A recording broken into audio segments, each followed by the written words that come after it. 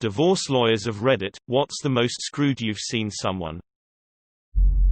One of my father's friends tried to salt the earth before getting divorced. A rental house and a cabin were deeded to relatives. The cars they drove every day were sold to other relatives for tiny sums. Stocks handed over to a trust for the children, etc. He even vanished a chunk of cash from the company he co-owned with his wife using phony invoices and stopped paying himself a salary, electing to burn through their personal savings for over a year instead. He learned that judges really hate when you try to hide or intentionally diminish assets, and they will absolutely refer you to prosecutors for fraud. I don't think he did any jail time in the end, but his ex-wife got everything, plus the satisfaction of firing him from his own company. Not an attorney but work in family law. My favorite is the man who accidentally texted his family group chat with a message meant for his mistress. I'm not a divorce lawyer, but we once went to an open court with uni, and it was a divorce case. Our whole class was there watching him get divorced. It was a Dutch business guy and his Eastern European wife. She was talking about how he forced her to do anal and BDSM against her will and shit. Their children were also there watching, and I remember feeling so bad for the kids. They were like 12/15ths, and not only did they have to watch their parents divorce, they had to hear about the father's fetishes that he forced on their mother, while an entire class of uni students was watching along, gasping like we were watching a movie. The lady was crying while she was talking about all his fetishes that she absolutely hated. Judge asked if he ever was violent, and she said he slapped me on my face and ass, but only during sex, but I didn't want it. I remember seeing their 15-year-old daughter, completely red face and eyes filled with tears that she tried to hold in. Looked like she wanted to bury her head into the sand. Felt so terrible for that girl. Meanwhile, the girl next to me kept pushing her leg against mine every time this lady spoke a word, like OMG, did you hear that shit? Divorce lawyer and mediator here. I once mediated the case of Neckbeard v. Tiger Mom. It must have started out as the perfect dream for Neckbeard. He landed a hot Asian wife, brought her to this country, but once that green card came through, things changed. They had a daughter together, and the case was mostly about her. Tiger Mom had zero respect for this guy, and try as I might to maintain my empathy, I've never felt a greater urge to stuff another human into a locker. Two of his demands really stand out. He asked for the following injunction: Tiger Mom shall be enjoined from discussing Neckbeard's weight in a derogatory manner. Specifically, Tiger Mom may not refer to Neckbeard as fatty, tubby, pudgy, or Baymax. Normally I wouldn't take an offer like that to the other side. I'd normally help a guy come up with something more sensible, but everyone, including his lawyer, just could not take this guy seriously, so I wrote that out verbatim and trotted over to Tiger Mom's room. Of course she thought it was hilarious. She had a super thick accent and said, "My daughter call him Baymax because he look like Baymax. I can't fix that, he have to fix that." There comes a point at the end of the day when everything is pretty much settled and people are dividing up the shit in the house. Of course Neckbeard has a meltdown at this point, and it's over a damn Nintendo Switch for the daughter. Tiger Mom made the very sensible proposal that the daughter take the Switch with her to each parent's house as she goes back and forth. Neckbeard freaks out and demands the Switch stay with him at all times because there's no way Tiger Mom can take proper care of it. Mind you, the attorneys are billing enough to pay for 3 Switches an hour at this point. I don't know what happened to the guy, but I do know calling him Baymax could land one lady in contempt of court after the most hilarious enforcement trial of all time. And he owns what's probably the most expensive Nintendo Switch in the world. My father-in-law had a stroke at the age of 46. He lost the use of his right arm and the ability to speak. Shortly after his stroke, his wife decided they needed to move into a smaller house and sell their current one, which was under his name and he had paid for. This also meant she was kicking out my brother-in-law and my wife girlfriend at the time. She also decided to put down my wife's cat and get rid of the family dog since their new house wouldn't have pets according to her. She sold their house at a loss and immediately bought a new car with the money. My wife and her brother found a new place, and my father-in-law and his wife moved in with one of her kids. After 6 months she dumped him at my wife's place and said I can't take care of him, we are getting a divorce. I don't know how it happened exactly, but she got half his money, and a new car. She then went to all his family and lied to them and somehow convinced them that he was being abusive, and didn't love her anymore. We tried to convince him to fight it, but he refused to do anything because he was so depressed. The lawyer ruled he was of sound mind so he could make his own decisions. My wife is still upset about it and wishes he had tried to fight it, but he still loved his wife so he didn't want to. He lives with us now and it's doing a lot better emotionally. I've worked as a legal assistant for 2 family law attorneys for the last 8 years. One of the cases that made me the angriest was a man who cheated on his wife when she had cancer. He then leaves his wife and attempts to hide all his assets while she's undergoing chemotherapy. Fortunately, my boss is a badass. She teamed up with a forensic accountant and they took him to the cleaners. He even had to pay the forensic accountant's bill and attorney's fees. I can answer for a friend.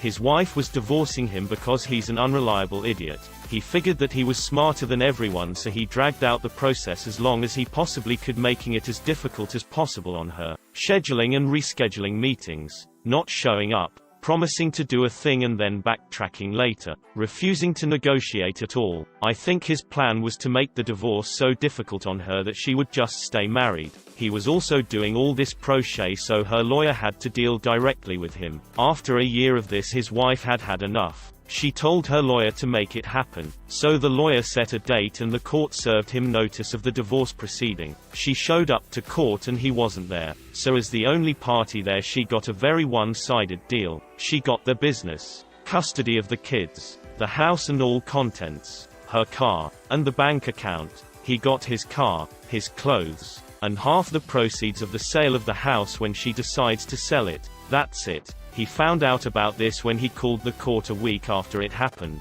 What had happened is her lawyer served the divorce notice to an address in a different town with a similar name. Normally this would have been caught by his attorney, who would have received notice directly from the court.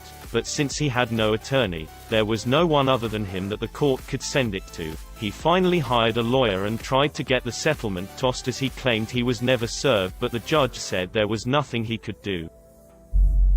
My mother divorced my dad when I was like 2 years old. They had bought a house together and my dad's family offered her fair value to buy the house from her. She denied the offer and puts it up for sale publicly. My dad's family buys it for 40% less than what they offered my mom in a public bidding auction.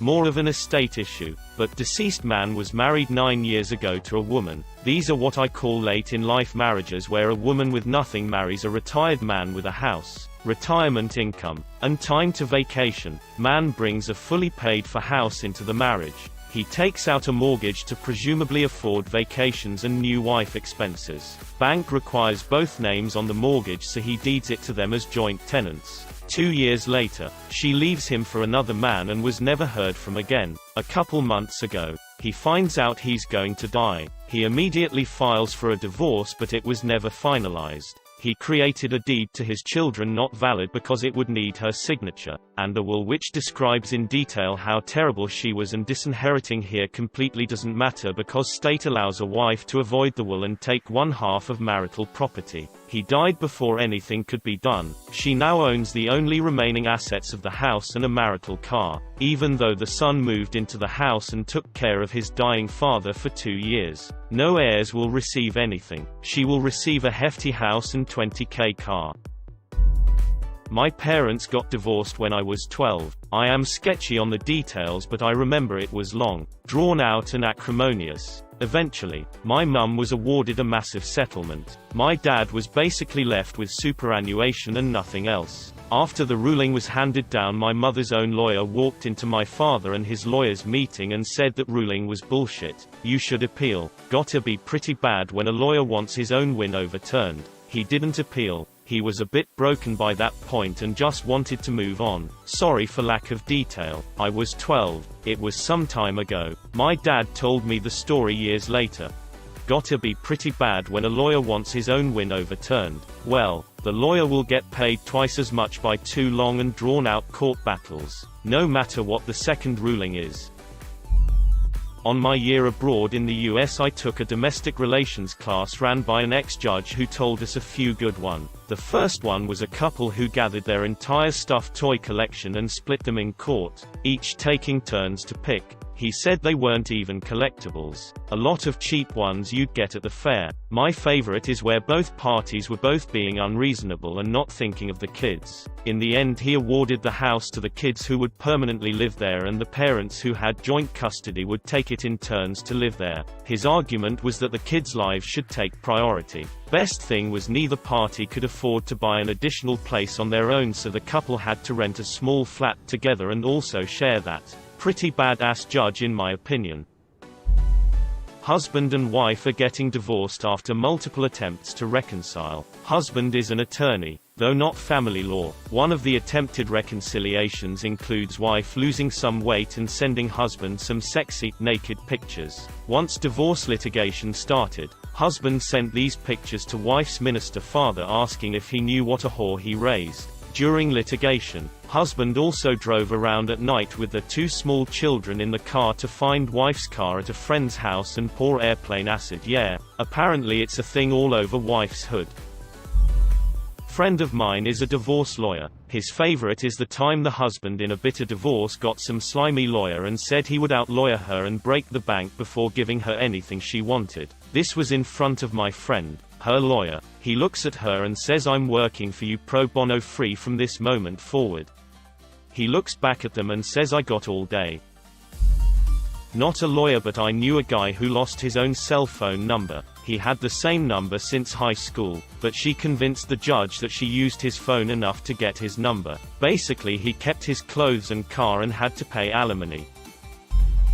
My favorite divorce story of all time. My buddy meets girl, gets married. La-di-da. 6 months later, she runs off with another dude. After a couple months, my buddy filed for divorce. He told her, "Listen, we've been married 6 months. Let's do an uncontested divorce since you haven't worked or anything. And I own everything and did before I met you." She puts up a fight.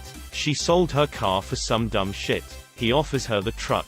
10 years old with 150k miles. But meticulously maintained. She said nope. So off to court they go. She got zip. Nada. Empty-handed. My favorite justice boner of all time. I used to be a divorce lawyer, but it was not something I was proud of. Plus the partner I worked for was such an asshole. I was the 11th associate that worked for her in 10 years. We used to go through 2 to 3 secretaries a year. Couple screwed up cases I remember. Our client and his wife were Mormon. During the divorce, she used to tell him that he had to give her what she wanted in the divorce because they were sealed in the church and would be spending eternity together. We had to fight him not to give her more than she deserved. Represented the wife of a minor celebrity and said celebrity would file for divorce regularly when she acted up. Once he determined she was behaving as he liked, he's cancelled the divorce. Rotten bastard. Client's husband was an elected official, may still be, and signed a separation agreement. He fails to do anything he agreed to, so the wife sues and he fights, saying that she forced him to sign. She shows emails where he negotiated the agreement and agreed on the final draft, and she showed emails where she tried to work with him on payments he owed her. He loses after making his staff member come into court, who testifies that he didn't think he was being forced to, and having a meltdown in court. Rumor was he threw his elected title around the judge as a way to get them to help him. A few months later he shows up to contest the actual divorce, citing the same stuff, and then says that she threatened to shoot him. Judge sides with the client. He has to now pay her like $6,000 or get thrown in jail. All could have been avoided if he responded to the email she sent him. A teacher starts her job at the high school I attended at the time and immediately starts hitting on a student. Student is male, 16 years old. Teacher is female with ink literally drying on her diploma, so 24 to 26. Things progress to the point where school administration takes notice. And while the teacher isn't doing anything, throw your ass in jail. Illegal. Local AOC is 15. It is one of the things that can get her fired on the spot. This is Europe. Firing a public employee without a bulletproof case against them is extraordinarily difficult. School administration is lenient and she ends with a stern warning and is prevented from teaching in that particular class ever again. Student graduates. Sometime later they marry, build a house and have 2 kids. Fast forward 10 years. Teacher, now in her early 40s, repeats the performance on another student again, 16 years old. School administration tells her she either resigns or they will go all the way on her, tanking her whole career in the process. So she does. Her husband kicks her out of the house and files for divorce. And here comes the kicker, neither party wants the kids. And the teacher continues her relationship with the new student despite everything that happened. Can you imagine being one of those kids? Divorce sucks with kids anyway. But a divorce where neither parent wants custody. Damn.